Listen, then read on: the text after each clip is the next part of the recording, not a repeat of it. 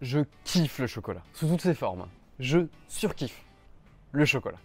Et comme beaucoup d'Européens, tu vas me dire c'est pas très original, probablement que toi aussi, mais pour le coup en Europe on le consomme vraiment comme une friandise. J'habitais auparavant au Mexique et en découvrant un peu plus cette culture au Mexique, notamment dans l'état de Oaxaca, j'ai appris que le cacao c'était bien plus que ça, c'était bien plus qu'une friandise. Ici ça a été utilisé depuis des milliers d'années comme monnaie d'échange déjà, mais aussi pour des cérémonies religieuses. C'est vraiment en fait devenu un aliment sacré et d'ailleurs dans la mythologie préhispanique, le cacao symbolise avec le maïs l'origine de l'homme. Et pour le coup, si je te parle de ça, c'est parce que j'ai une relation un petit peu particulière avec le chocolat. Et j'aimerais t'en parler aujourd'hui.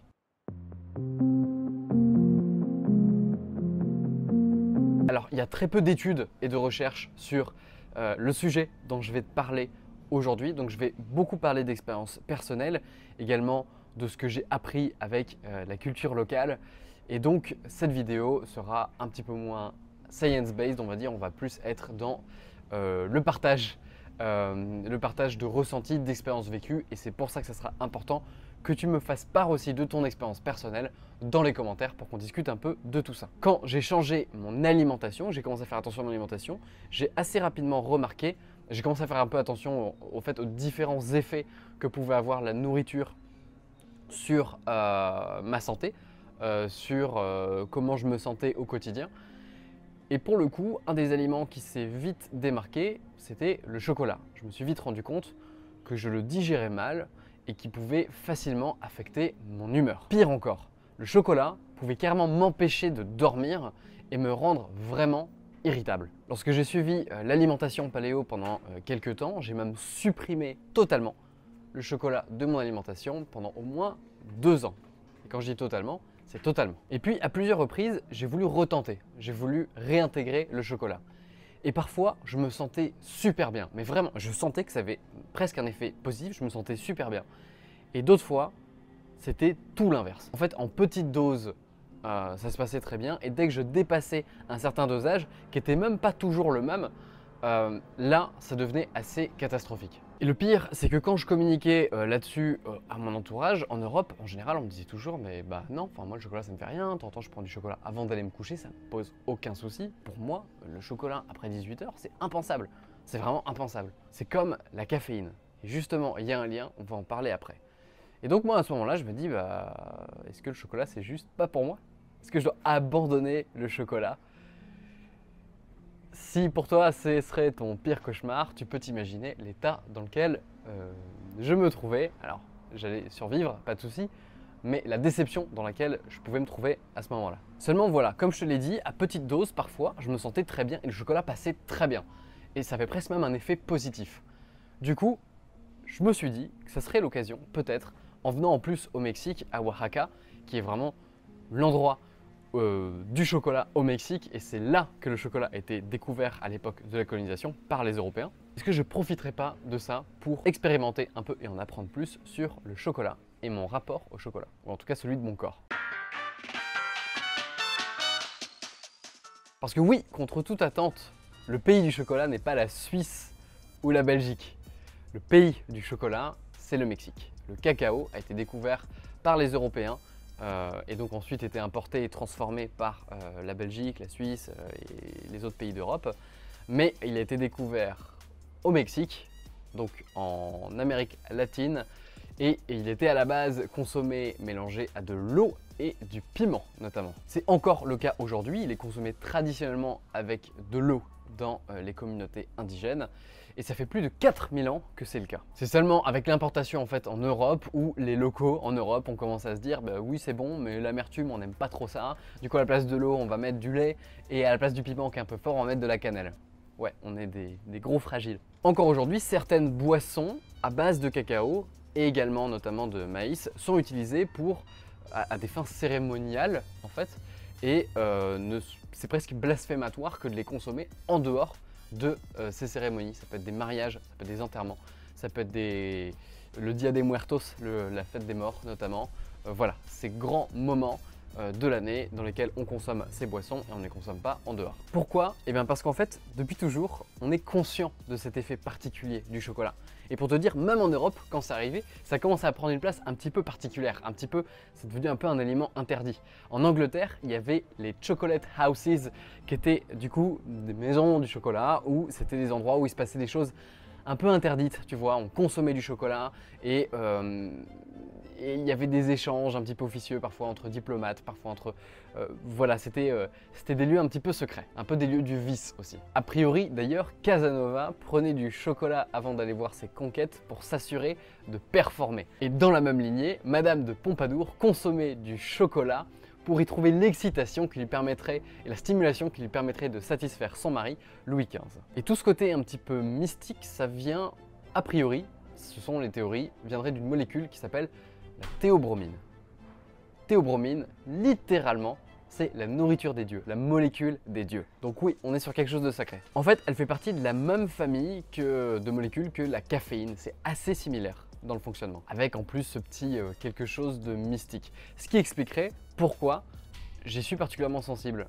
Je suis intolérant à la caféine, je peux pas boire de café, c'est impossible pour moi, et même après certains thés, dans certaines situations, si c'est un peu trop fort, je vais très mal le vivre et avoir un peu ces angoisses, ces sueurs froides, tu vois, je réagis très mal. Avec le chocolat, c'est différent, c'est un peu plus doux, mais ça expliquerait pourquoi je suis particulièrement sensible. Pour le coup, dans les théories, on dit que grâce à la théobromine, notamment, le chocolat rend heureux, littéralement, en libérant des hormones du bonheur, endorphines, etc. Aurait un pouvoir aphrodisiaque.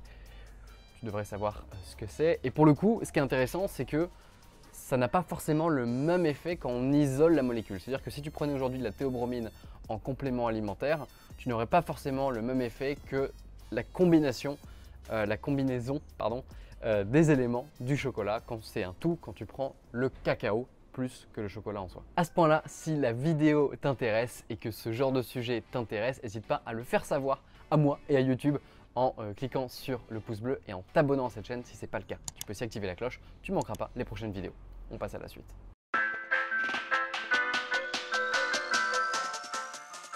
Bref, je me suis du coup lancé une mission. Je vais essayer de comprendre ça, profiter de mon séjour notamment à Oaxaca pour comprendre ça. J'ai fait un atelier du chocolat où j'ai fait mon propre chocolat 100%. 100% cacao. Je pouvais choisir le pourcentage, etc. Je me suis dit que tant qu'à le faire, j'allais le faire à la manière traditionnelle, 100% cacao mélangé avec de l'eau, parce que c'est comme ça que ça se consomme et c'est comme ça que c'est le meilleur, crois-moi. J'ai appris à faire du chocolat et surtout j'ai fait la connaissance de vrais passionnés, dont un qui est d'origine indigène, qui a vraiment grandi avec cette culture ancestrale du chocolat. Leur nom c'est Chimalapa, ce qui veut dire littéralement dans un langage natif du coup, ce qui veut dire le bol doré de mémoire, je crois que c'est ça.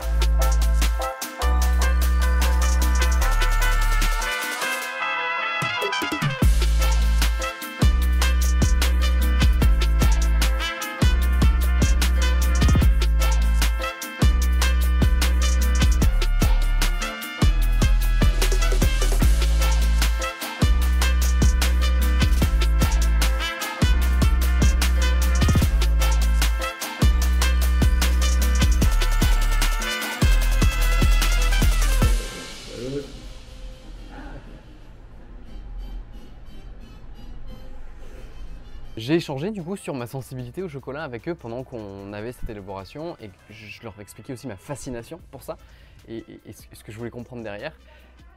Et ça faisait du bien de parler avec des gens qui me regardaient et me disaient bah ouais, bien sûr, nous on prend jamais de chocolat après 18 h. Bien sûr, ça paraîtrait étonnant. Et aussi de par leur expérience des différents ateliers, qui voyaient à quel point les gens pouvaient réagir différemment. Ils expliquaient qu'une certaine cliente, à un moment donné, elle allait sentir une saturation et dire non, là je peux plus. Donc ils disaient sens-toi à l'aise, si t'en prends un petit peu trop, si tu sens que tu commences à mal réagir, dis-le nous. On adapte les doses, on peut faire une pause, etc. etc. J'ai aussi fait une autre forme de tour avec un Canadien qui travaille dans le chocolat et nous a parlé de la mythologie derrière le chocolat, le maïs, etc. Et j'ai eu la chance de pouvoir goûter certaines de ces boissons cérémoniales notamment une en particulier qui s'appelle le chocolaté des Tolè, qui est vraiment une boisson qui ne se consomme jamais en dehors des cérémonies, et c'est la raison pour laquelle elle est introuvable en tant que touriste, en tant qu'étranger. Et il y avait un endroit à Oaxaca qui le faisait et on a pu goûter à ça. Mais également le pozontle, le tejate, ça c'est très très bon. Et une espèce en voie de disparition de cacao blanc qui pour le coup a un goût très différent. C'est pas du chocolat blanc, rien à voir, c'est vraiment le cacao, la fève de cacao en elle-même qui est une variété cacao blanc qui a un goût très, très particulier. Et pour le coup, ce qui devait arriver arriva.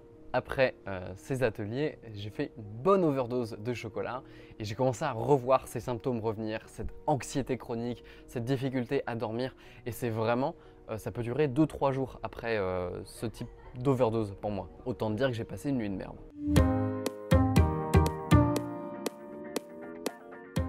Et dans cette vidéo, je voudrais te partager un peu les leçons que j'ai apprises de cette exploration du chocolat, de cette relation d'amour et de haine que j'entretiens avec le chocolat.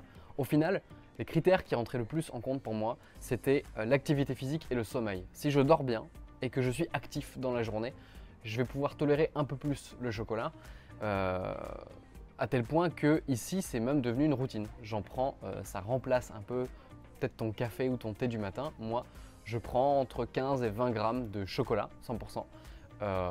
Que je mélange dans une sauce ou dans quelque chose comme ça, parfois que je bois, voilà. Ça dépend aussi beaucoup de l'humeur de base, et au-delà de l'humeur, je dirais presque du niveau d'anxiété. À des moments où je suis un peu plus stressé, je vais éviter de prendre du chocolat parce que ça va ne faire que amplifier l'état émotionnel dans lequel je suis à ce moment-là, qui du coup est assez instable. S'il y a une chose que tu dois tirer de cette vidéo, je pense, selon moi, c'est que je t'invite à faire l'expérience de conscientiser ta consommation de cacao ou de chocolat en général. Essaie de voir peut-être en fonction de l'heure à laquelle tu le consommes, en fonction de si t'en prends, si t'en prends pas. Essaye de tenir un peu un journal et d'expérimenter avec ça. Ça m'intéresse vraiment de savoir comment toi tu réagis, comment toi tu perçois cette expérience.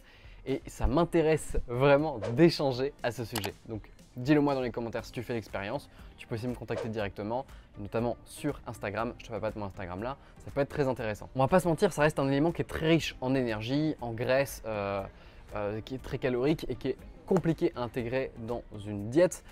Moi j'ai fait le choix de l'intégrer, mais ça reste du coup une partie significative de mes calories du matin et j'adapte ma diète en fonction. Pas forcément le choix le plus judicieux si jamais tu veux perdre du poids. Mais quelque part, je me suis rendu compte aussi que en petite dose, ça me rendait plus dynamique dans ma journée et j'aime penser en tout cas que d'une certaine manière, je consomme cette consommation en étant plus dynamique, en bougeant plus, avec plus de micro-mouvements, avec plus de NEAT qui est du coup la dépense énergétique qui n'est pas associée à l'exercice, qui est juste un peu inconsciente par rapport à tes mouvements du quotidien. Bref, je te conseille de ne pas le consommer pour ses nutriments. Oui, c'est riche en magnésium, oui, manganèse, etc. Enfin, on va te dire pas mal on va te faire un grand pitch là-dessus. Mais concrètement, ne le consomme pas pour ça. Tous ces nutriments-là, tu peux les trouver dans d'autres aliments qui sont moins caloriques que ça. Simplement, consomme-le pour ce que c'est, le chocolat.